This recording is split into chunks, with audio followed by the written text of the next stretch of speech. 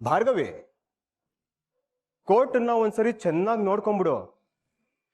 ಮತ್ತೆ ಇಲ್ಲಿ ಬರಕ್ಕಾಗಲ್ವಲ್ಲ, ಅದಕ್ಕೆ ಹೇಳ್ತಾ ಇದ್ದೀನಿ. ಅಪ್ಪ ಮಗಳಿಬ್ರು ಮನೇಲಿ ಕೂತ್ಕೊಂಡು ಒಬ್ರಿಗೊಬ್ರು ನೀತಿ ಬೋಧನೆ ಮಾಡ್ಕೊಳ್ಳಿ. ಇವಳ್ದೇನಿದ್ರು ಬಾಯಲ್ಲಿ ಬಡಾಯಿ ಮಗ, ಪಾಪ ಏನು ಕಿಸಿಯಕ್ಕಾಗಿಲ್ಲ. ಜಡ್ಜ್ಮೆಂಟ್ ಕೇಳಿಸ್ಕೊಟ್ರು ಅನ್ಸುತ್ತೆ, ವಿಕ್ಕಿ ಅಂಡ್ ಗ್ಯಾಂಗ್ ನ ಖುಲಾಸೆ ಮಾಡಲಾಗಿದೆ ಅಂತ. ಹೋಗ್ಲಿ ಬಿಡು ಮಗ, ಸೋತವಳ ಬಗ್ಗೆ ಸತ್ತವಳ ಬಗ್ಗೆ ತಲೆ ಕೆಡ್ಸ್ಕೊಂಡು ಕೂರೋದಕ್ಕೆ ನನಗೆ ಟೈಮ್ ಇಲ್ಲ. ನಾನು ಗೆದ್ದಿದ್ದೀನಿ, ಈಗ ಸೆಲೆಬ್ರೇಷನ್ ಟೈಮ್. ನಡೀರಿ ಹೋಗೋಣ. ಬಾಯ್ ಬಡ್ಕಿ ಭಾರ್ಗವಿ, ಬರ್ಲಾ?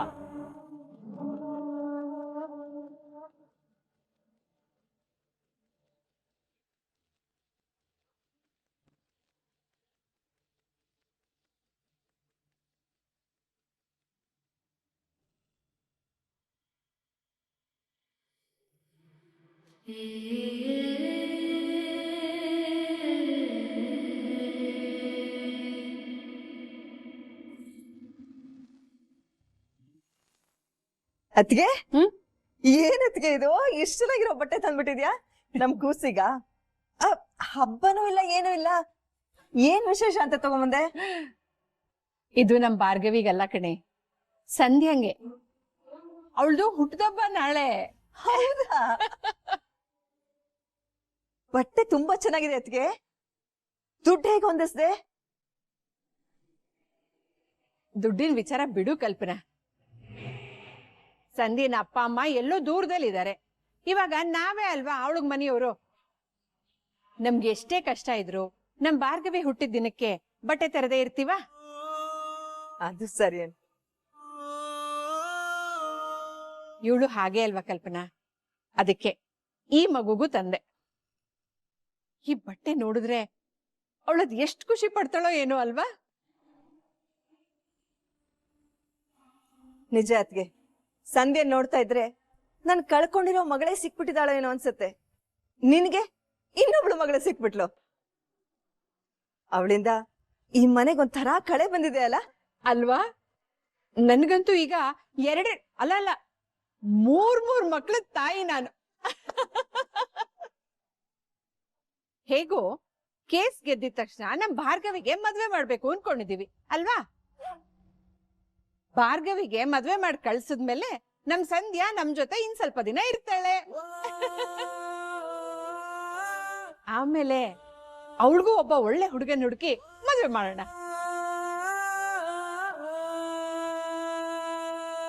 ಪಾಪ ಜೀವನದಲ್ಲ ಮಗು ತುಂಬಾ ಕಷ್ಟ, ತುಂಬಾ ಅವಮಾನನೇ ನೋಡಿದಾಳೆ. ಇನ್ ಮುಂದೆ ಆದ್ರೂ ಅವಳು ಆರಾಮವಾಗಿರ್ಲಿ ಅಲ್ವಾ? ಎಲ್ಲವುದು ನಿನ್ ಬಾಯಿ ಹರಕೆ ಆಗೇ ಆಗತ್ತೆ ಅದ್ಕೆ. ಹೇಗೂ ಇವತ್ ನಮ್ ಕೂಸು ಕೇಸ್ ಗೆದ್ಬಿಡ್ತಾಳೆ, ಆಮೇಲೆ ಎಲ್ಲದೂ ಒಳ್ಳೇದೇ ಆಗತ್ತೆ. ನಾಳೆ ಈ ಕೇಸ್ ಗೆದ್ದಿರೋ ಖುಷಿಗೆ ಡಬ್ಬಲ್ ಧಮಾಕ. ಅದಕ್ಕೆ ಈ ಬಟ್ಟೆ. ಕಲ್ಪನಾ, ನಾಳೆ ಕೊಬ್ಬರಿ ಮಿಠಾಯಿ ಮಾಡೋಣವಾ?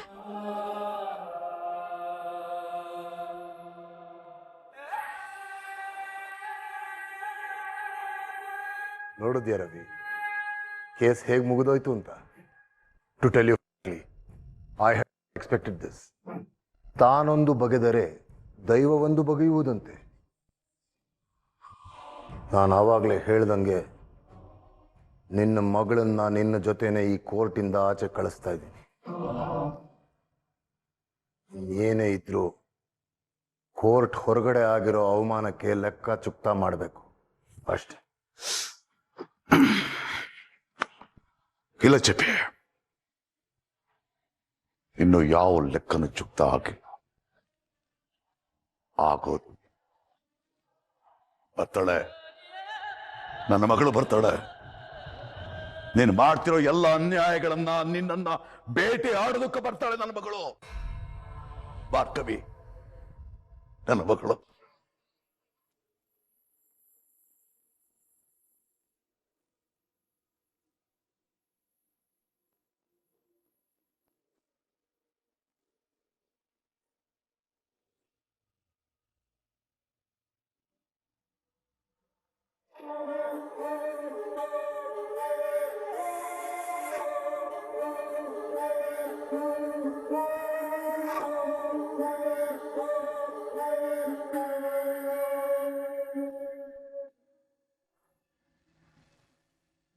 ಯಾಕೆ ಇಷ್ಟೊತ್ತಾದ್ರೂ ಮನೆಗ್ ಬರ್ಲಿಲ್ವಲ್ಲ? ಎಲ್ಲಿ ಹೋಗಿರ್ಬೋದು? ಮರ್ತೆ ಹೋದ್ರ ಮನೆಗ್ ಬರೋದು? ಕಲ್ಪನಾ, ಕಲ್ಪನಾ, ಅದ್ಕೆ ಏನ್ ಅದ್ಕೆ ಇದೆಲ್ಲ ಆರ್ತಿ ಗೀರ್ತಿ? ನಮ್ ಭಾರ್ಗವಿ ಇವತ್ತು ಅವಳು ಮೊದಲನೇ ಕೇಸ್ ಗೆದ್ದಿರ್ತಾಳೆ. ಸಂಧ್ಯಂಗೆ ನ್ಯಾಯ ಸಿಗುತ್ತೆ. ಇಷ್ಟು ದಿವಸ ಅವಳು ಅನುಭವಿಸಿದ್ಲಲ್ಲ ನೋವು, ಇದು ಎಲ್ಲದಕ್ಕೂ ಉತ್ತರ ಸಿಕ್ಕಿರತ್ತೆ. ಈ ಸಂಭ್ರಮನ ಟಿ ನೋಡೋಣ ಅಂದ್ರೆ ಕೇಬಲ್ ದುಡ್ಡು ಕಟ್ಟಿಲ್ವಲ್ಲ, ಕಿತ್ತಾಕ್ಬಿಟ್ಟಿದ್ದಾನೆ. ಅದ್ಕೆ ಈ ಡ್ರೆಸ್ಸಿಗೆ ಹಾಕೋ ದುಡ್ಡಲ್ಲಿ ಕೇಬಲ್ ಏನಾದ್ರೂ ದುಡ್ಡು ಕಟ್ಟಿದ್ರೆ ಇಷ್ಟೊತ್ತಿಗೆ ನಾವ್ ಇದನ್ನೆಲ್ಲ ಮನೇಲೆ ಕುತ್ಕೊಂಡು ನೋಡ್ಬೋದಲ್ವಾ? ಅದ್ ಹೇಗಾಗತ್ತೆ? ನಾಳೆ ಸಂಧ್ಯನ್ ಹುಟ್ಟುಹಬ್ಬ. ಆರತಿ ಮಾಡಿದ್ಮೇಲೆ ಅವಳಿಗೆ ಹೊಸ ಬಟ್ಟೆ ಕೊಡ್ತೀನಿ. ನಾಳೆ ಅದನ್ನೇ ಹಾಕಿಸ್ಕೊಂಡು ನಾವೆಲ್ಲರೂ ದೇವಸ್ಥಾನಕ್ಕೆ ಹೋಗೋಣ. ಸಂಧ್ಯಾ ತುಂಬಾ ಖುಷಿ ಪಡ್ತಾಳೆ ಅಲ್ವಾ ಕಲ್ಪನಾ? ಎಷ್ಟೊತ್ತಾದ್ರೂ ಬರ್ಲೇ ಇಲ್ಲ ನೋಡಿ ಇವರು.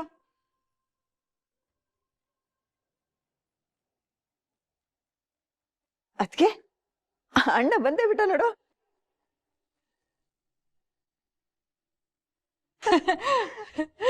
ಯಾಕಿಷ್ಟು ನಿಧಾನಕ್ಕೆ ಬರ್ತಾ ಇದ್ದೀರಾ? ಅಲ್ಲ, ನೀವು ಬರ್ತೀರಾ, ನಿಮ್ಗೆಲ್ಲ ಆರತಿ ಮಾಡ್ಬೇಕು ಅಂತ ಎಷ್ಟೊತ್ತಿಂದ ನಾವು ಕಾಯ್ತಾ ಇದ್ದೀವಿ ಗೊತ್ತಾ? ಎಲ್ರಿ ಸಂಧ್ಯಾ? ಭಾರ್ಗವಿ ಎಲ್ಲಿ? ಸಂಧ್ಯಾ ಎಲ್ಲಿ? ಕರೀರಿ ಸಂಧ್ಯನ್ನ. ಸಂಧ್ಯಾ,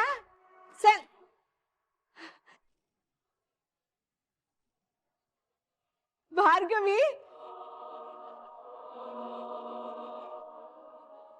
ಕೇಸ್ ಗೆದ್ದು ಯಾಕೆ ಅಲ್ಲಿ ನಿಂತಿದ್ಯಾ? ಸಂಧ್ಯನ್ ಕರ್ಕೊಂಡ್ ಬಾ.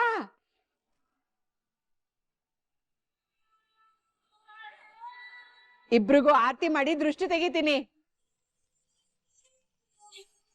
ಇಷ್ಟು ದಿವಸ ಅವ್ರಿವ್ರ ಕಣ್ ಬಿದ್ದಿದ್ದು ಸಾಕು. ಇನ್ನು ಮುಂದೆ ನೀನು ಸಂಧ್ಯಾ ರಾಜಾರೋಷವಾಗಿ ಓಡಾಡಿ. ಬಾಮ್ಮ.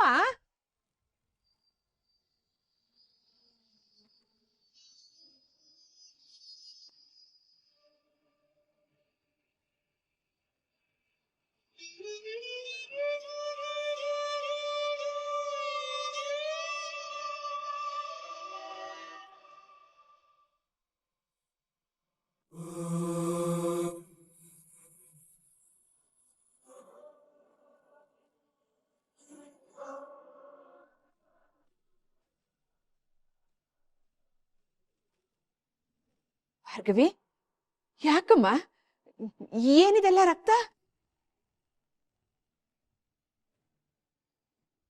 ಮನೆಗ್ ಬರುವಾಗ ಗಾಡಿಯಿಂದ ಬಿದ್ಬಿಟಿಯಾ?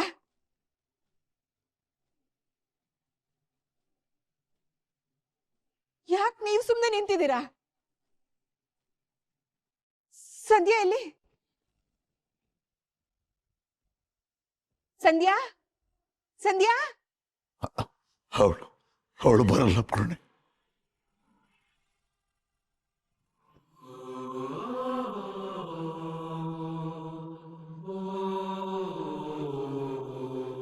ಬರಲ್ಲ ಬಿಡ್ತೋನ್ರಿ. ಯಾಕೇನೇನೋ ಮಾತಾಡ್ತಿದ್ದೀರಾ? ಓ, ಕೇಸ್ ಗೆದ್ದಿದ್ ಖುಷಿಲಿ ಊರ್ಗೆ ಹೊರಟೋದ್ಲಾ?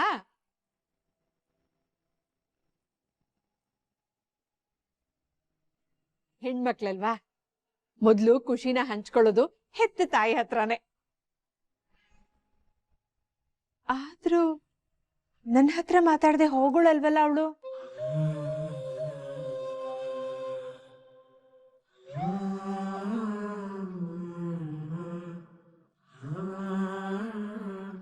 ಅಮ್ಮ, ಸಂಧ್ಯನ್ನ ಹ್ಞೂ, ಸಂಧ್ಯಾನೆ.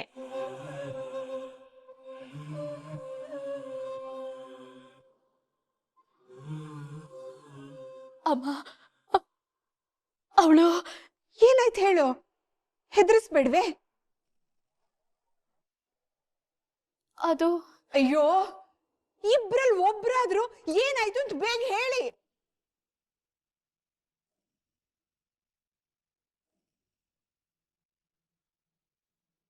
ಸಂಧ್ಯಾ ನಮ್ಮನ್ನೆಲ್ಲ ಬಿಟ್ಟು ಹೋಗ್ಬಿಟ್ಲು ಪೂರ್ಣಿ.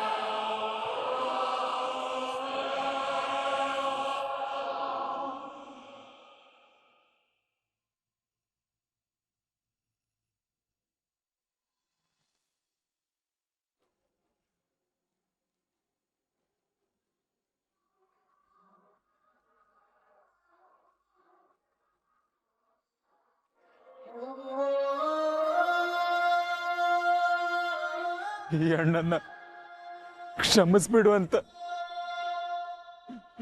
ನನಗೆ ಕೇಳಕ್ಕೂ ಬಾಯಿ ಬರ್ತಾ ಇಲ್ಲ. ಒಬ್ಬ ಅಣ್ಣನಾಗಿ ನನ್ನ ಉಳಿಸ್ಕೊಳಕ್ಕಾಗಿಲ್ವಲ್ಲ, ಸೋತೋಗ್ಬಿಟ್ಟೆ ನಾನು. ನನಗೆ ಗೊತ್ತಿದ್ದ ಮಟ್ಟಿಗೆ ಎಲ್ಲಾನು ಸರಿಯಾಗಿ ಅರೇಂಜ್ ಮಾಡಿದ್ದೆ. ಕೊನೆಯಲ್ಲಿ ಭಾರ್ಗವಿ ಜೊತೆ ಹೊರಡುವಾಗ ಸಂಧ್ಯಾನ ಮನು ಜೊತೆ ಬಿಟ್ಟು ಬಂದಿದ್ದೆ. ಅಷ್ಟೇ ಯಾಕೆ, ಮಾರನೇ ದಿನ ಅದೇ ಜಾಗಕ್ಕೆ ಹೋಗಿ ಸಂಧ್ಯಾ ಮನುನ ಮಾತಾಡ್ಸ್ಕೊಂಡ್ ಬಂದಿದ್ದೀನಿ. ಅದಾದ ನಂತರ ಸಂಧ್ಯಾನ ಅತ್ಯಾಚಾರ ಮಾಡಿ ಕೊಲೆ ಮಾಡಿದ್ದಾರೆ. ಮನು ಕೇಳೋಣ ಅಂತಂದ್ರೆ ಅವ್ನ್ ಫೋನು ರಿಸೀವ್ ಮಾಡ್ತಾ ಇಲ್ಲ. ಛೆ,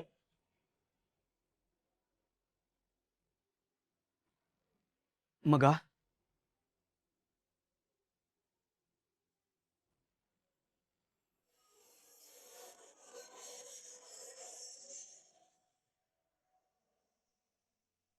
ಮನು, ಇದೇನ್ ಮಾಡ್ಕೊಂಡ್ ಬಂದಿದ್ಯೋ? ಏನಾಯ್ತು?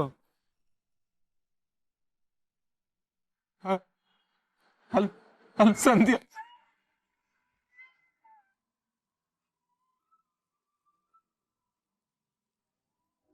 ನನ್ನನ್ನು ಕ್ಷಮಿಸ್ಬಿಡು ಮಗ. ಸಂಧ್ಯಾನ ಕಾಪಾಡ್ಕೊಳಕ್ ಆಗ್ಲಿಲ್ಲ. ನೀನ್ ನನ್ ಜೊತೆ ಮಾತಾಡಿ ಸಂಧ್ಯಾನ ಸೇಫ್ ಆಗಿ ಕರ್ಕೊಂಡು ಹೋಗು ಅಂತ ಹೇಳ್ದೆ ಅಲ್ವಾ? ನಿನ್ ಪ್ಲಾನ್ ಪ್ರಕಾರ ನಾನು ಸಂಧ್ಯಾ ಅವ್ರನ್ನ ಹಳೆ ಮನೆ ಕಡೆ ಕರ್ಕೊಂಡು ಹೊರಟೆ. ಆದ್ರೆ ದಾರಿ ಮಧ್ಯೆ ಯಾರೋ ರೌಡಿಗಳು ನಮ್ಮನ್ನ ತಡೆದು ಕಿಡ್ನಾಪ್ ಮಾಡ್ಬಿಟ್ರು. ತಪ್ಸೋಕೆ ತುಂಬಾ ಪ್ರಯತ್ನ ಪಟ್ಟೆ ಮಗ. ಆದ್ರೆ ಅವ್ರು ನನ್ನ ಮೊಬೈಲ್ನ ಕಾಲ್ ಕೆಳಗೆ ಹಾಕಿ ತುಳಿದು ಪುಡಿ ಪುಡಿ ಮಾಡ್ಬಿಟ್ರು. ಸಂಧ್ಯಾನ ಎಳ್ಕೊಂಡು ಹೋದ್ರು. ತಡಿಯಕ್ಕಂತ ಹೋದ್ರೆ ಯಾರು ನನ್ನ ತಲೆಗೆ ಜೋರಾಗಿ ಹೊಡ್ಬಿಟ್ರು ಮಗ.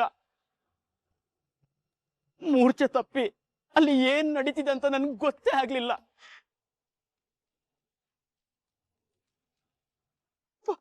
ಪಾಪ ಸಂಧ್ಯಾ, ಅದೆಷ್ಟು ಹಿಂಸೆ ಕೊಟ್ರು ಅವಳಿಗೆ.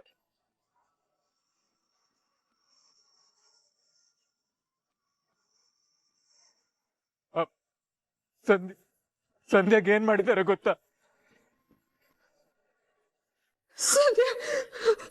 ಭಾರ್ಗವಿ, ನೀ ಸುಳ್ಳು ಹೇಳ್ತಿದ್ಯಲ್ವಾ? ಸಂಧ್ಯಂಗೆ ಏನಾಗಕ್ಕಾಗತ್ತೆ? ಭಾರ್ಗವಿ, ತಮಾಷೆ ಮಾಡ್ಬಾರ್ದು, ಈ ವಿಷಯದಲ್ಲಿ ತಮಾಷೆ ಮಾಡ್ಬಾರ್ದು. ಇಲ್ಲಿ ನೋಡ್ರಿ, ನೀವಾದ್ರೂ ಹೇಳಿ, ಸಂಧ್ಯಾ ಆರಾಮಾಗಿದ್ದಾಳೆ ತಾನೆ? ರೀ, ನಿನ್ನೆ ಅವಳಿಲ್ಲಿಂದ ಹೋದಾಗ ಆರಾಮಾಗಿದ್ಲು ರೀ.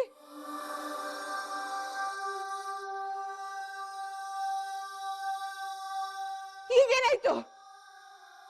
ಏನಾಯ್ತು ಭಾರ್ಗವಿ?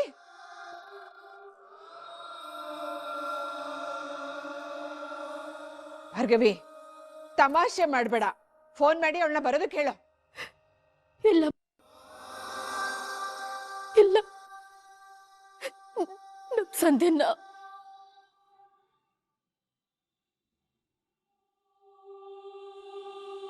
ಅತ್ಯಾಚಾರ ಮಾಡಿ ಕೊಲೆ ಮಾಡ್ಬಿಟ್ಟಿದ್ದಾರೆ.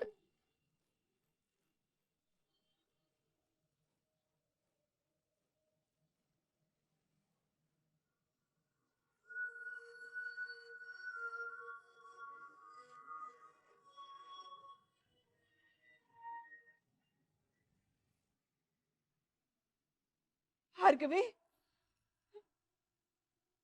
ನಮ್ ಸಂಧ್ಯಾ ನಮ್ಮ ಸಂಧ್ಯಂಗೆ ಅತ್ಯಾಚಾರನ?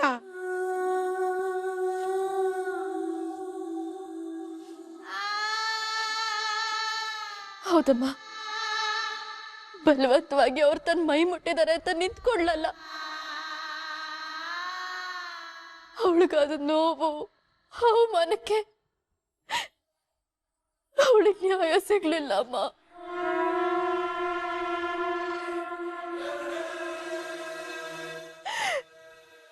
ಅವಳಿಗಿನ್ನು ಚಿತ್ರ ಹಿಂಸೆ ಕೊಟ್ಟು ನರಳಿಸಿ ನರಳಿಸಿ ಸಾಯಿಸ್ಬಿಟ್ಟಿದಾರಮ್ಮ. ಅವಳನ್ನ ಅತ್ಯಾಚಾರ ಮಾಡಿ ಕೊಲೆ ಮಾಡಿ ಚರಂಡಿ ಹತ್ರ ಸಾಕ್ಬಿಟ್ಟಿದ್ರು.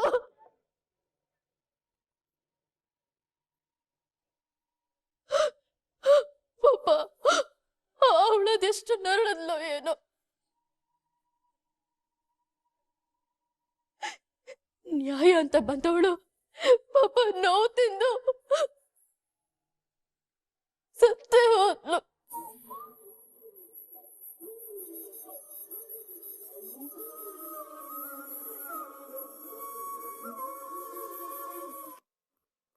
ಸಂಧ್ಯಾ ಅವ್ರ ಬಾಡಿ ಮೇಲೆ 10 ಸಲ ಚಾಕುವಿಂದ ಚುಚ್ಚಿದ್ದಾರೆ. ಎಡಭುಜ ಮುರಿದಿದೆ, ತಲೆ ಮೇಲೆ ತೀವ್ರವಾದ ಪೆಟ್ಟು ಬಿದ್ದಿದೆ.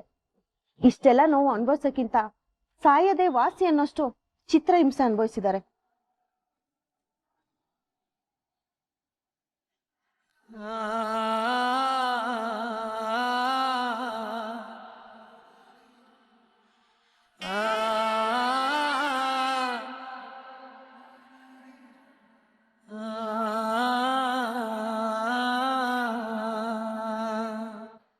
ನೋಡಿ, ಇದ್ರಲ್ಲಿ ಯಾವ್ದಾದ್ರೂ ಒಂದ್ ಏಟ್ಗೆ ಸಂಧ್ಯಾ ಜೀವನೇ ಹೋಗಿರೋದು. ಆದ್ರೆ ಅದಕ್ಕಿಂತ ಮುಂಚೆ ಅವ್ರನ್ನ ಅತ್ಯಾಚಾರ ಮಾಡಿದ್ದಾರೆ. ಡಾಕ್ಟರ್, ಅವಳ ಮೇಲೆ ಏನಾದ್ರೂ ಗ್ಯಾಂಗ್ ರೇಪ್ ಆಗಿದ್ಯಾ? ಇಲ್ಲ, ಯಾರೋ ಒಬ್ನೇ ಅತ್ಯಾಚಾರ ಮಾಡಿದ್ದಾನೆ. ಆದ್ರೆ ಅವನ್ ಎಂತ ಕ್ರೂರಿ ಆಗಿರ್ಬೋದು ಅಂತ ಇಮ್ಯಾಜಿನ್ ಮಾಡೋಕ್ಕೂ ಆಗ್ತಾ ಇಲ್ಲ.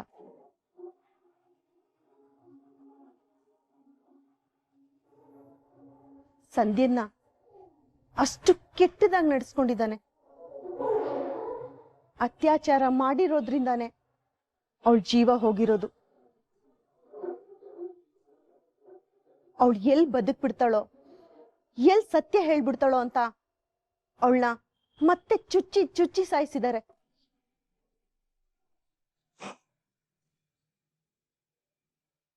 ಸರ್, ಸಂಧ್ಯಾ ತಾಯಿಗೆ ಇನ್ಫಾರ್ಮ್ ಮಾಡಿದೀವಿ, ಬರ್ತಾ ಇದ್ದಾರಂತೆ. ಅವರು ಬಂದಿದ ತಕ್ಷಣ ಬಾಡಿನ ಅವ್ರಿಗೆ ಒಪ್ಸಿದ್ರೆ ಎಲ್ಲಾ ಫಾರ್ಮಾಲಿಟೀಸು ಮುಗೀತು. ಸಂಧ್ಯಾ ತಾಯಿಗೆ ಫೋನ್ ಮಾಡಿ ಏನ್ ಹೇಳಿದ್ರಿ ವಿಜಯ್? ನಿಮ್ಮ ಮಗಳು ನ್ಯಾಯ ಕೇಳ್ಕೊಂಡು ನಮ್ಮ ಸ್ಟೇಷನ್ಗೆ ಬಂದಿದ್ರು. ಪ್ರಮೋಷನ್ ಆಸೆಗೆ MLA ಜೊತೆ ಕೈ ಜೋಡಿಸಿ ಅವಳನ್ನ ಸಾಯಿಸ್ಬಿಟ್ಟೆ ಅಂತ ಹೇಳಿದ್ರ? ಸರ್,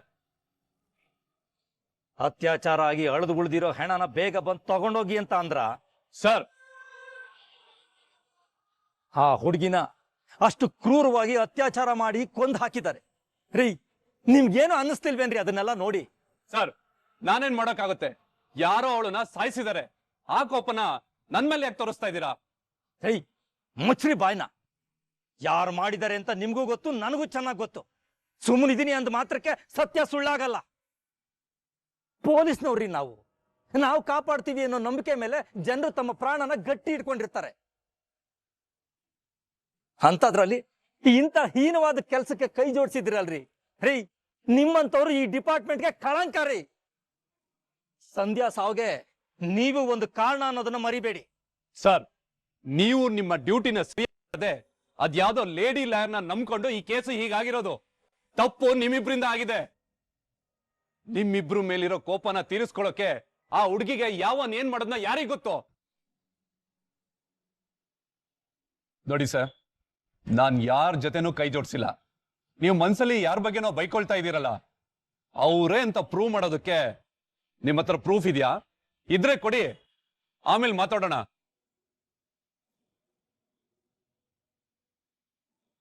ನೋಡಿ, ಇನ್ನೊಂದು 5 ಮಿನಿಟ್ಸು ಅವರಿಗೆ ಅವ್ರ ಮನೆ ಕಡೆ ಅವ್ರಿಗೆ ಇನ್ಫಾರ್ಮ್ ಮಾಡಿದೀವಿ, ಬಂದ್ಬಿಡ್ತಾರೆ.